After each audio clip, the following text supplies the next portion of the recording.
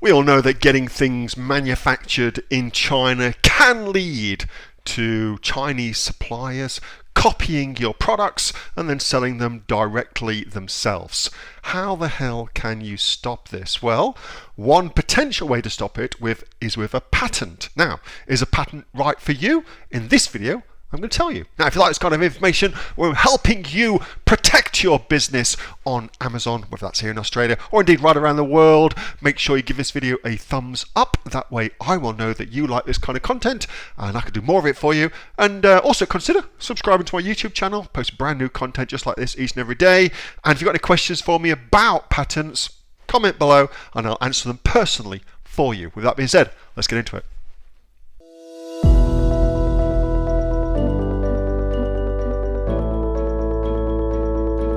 Do you need to patent your products? Well, the answer to that is probably not. Probably not. It depends on what you want the patent to do. The reason that you would get a patent over and above the fact that you think you've invented something, and that in and of itself is very, very debatable whether you have truly invented something or not. And if you want to go through that process of figuring out if you've created something, then Google patents, so patents.google.com is the place to start that search for a patent. That's where I start my searches. And typically you'll find that somebody's already at least invented something very, very similar. Anyway, so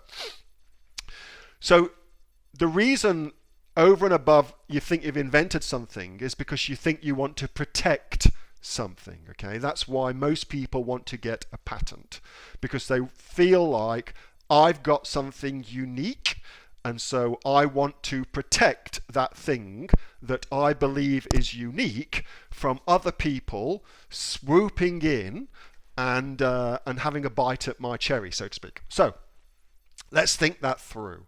And let's just think it through logically, okay? So for me, as somebody that used to be a part owner in a law firm, and so I've seen the way the legal field works, I can tell you that defending a patent, so if you've got a patent, and that's great, and now you believe somebody is infringing upon your patent, so you want to stop them doing that.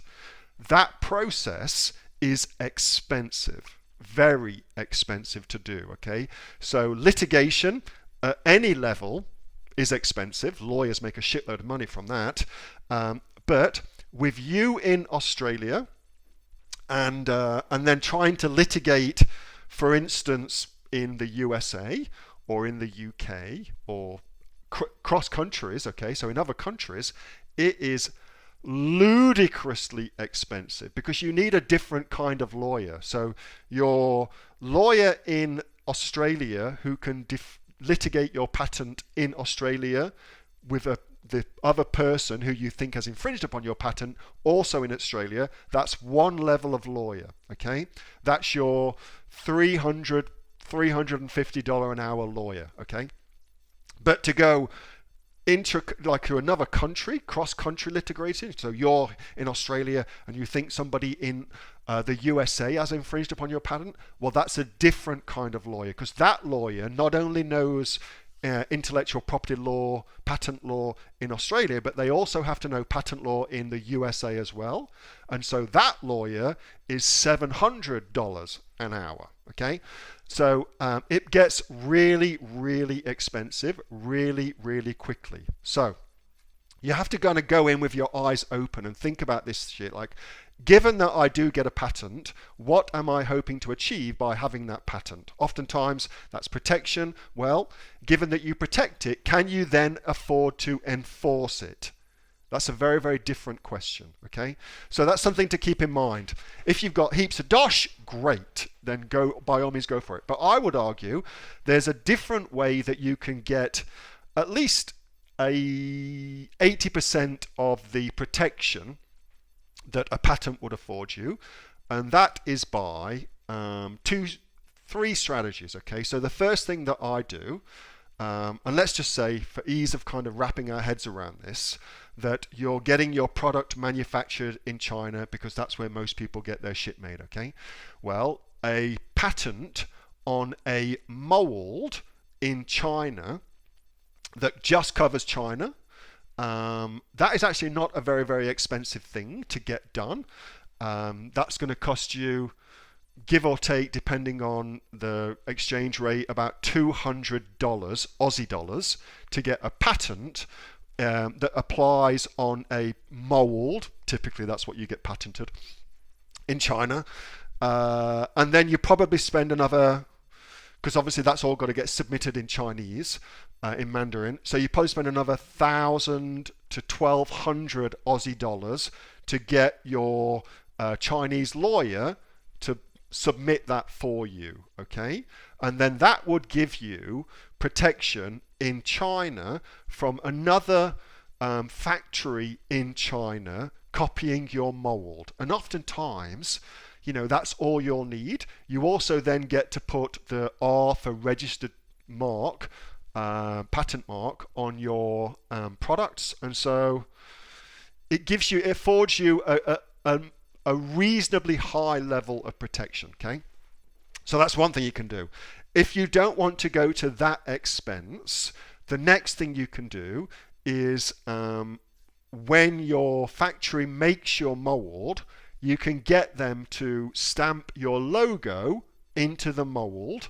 And so that way, because molds are expensive to get done, and that way, you know, they won't be able to use that mold for anybody else. They'll only be able to use it for you. And again, that affords you at least a modicum of protection, okay?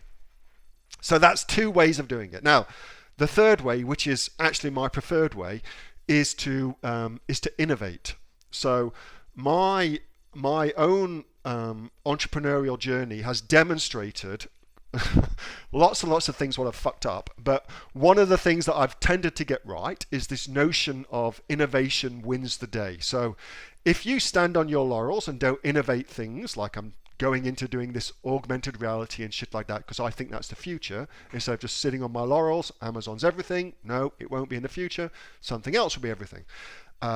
So if you are constantly innovating, you actually put yourself ahead of all the competition, and as they are copying your most recent thing, you're already innovating the new thing, okay? And that, I think, is the better way of operating, because not only is that better for you, it's actually much cheaper for you to do that. It's also better for your customers as well, because your customers are also always getting a new and more up-to-date, a more focused and finessed product as well. I think that's the better way of handling things as an entrepreneur. Most people forget that litigation is expensive, and if you've got some protection, you've got to pay to have that protection enforced, okay? So, do you need a patent? Probably at the level we play at, probably not. But if you do, that's two good options for you and a better path, I think, for getting things done. That was a video from my regular Monday night Q&A session with the members of the Aussie Online Entrepreneurs. Over 2,500 members and growing. We're actually the fastest growing e-commerce community right here in Australia, with sales of over $50 million. If you'd like to find out more about what we do at the Aussie Online Entrepreneurs, get yourself off to www.aussieonlineentrepreneurs.com.au, and I will see you on the inside. Until then, bye!